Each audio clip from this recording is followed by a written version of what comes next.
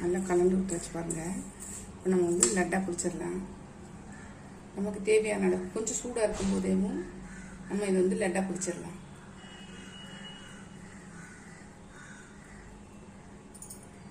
பாருங்கள், சூப்பராக இருக்கு.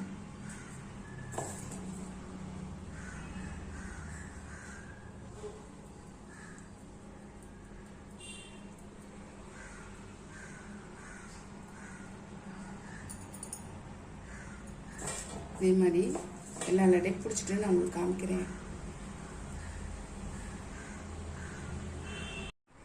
நம்மளுடைய அவல் லட்டு சூப்பராக ரெடி ஆகிடுச்சு பாருங்கள். நம்ம எடுத்துக்கிற அளவுகளுக்கு 18 லட்டு வந்து கிடச்சிருக்கு.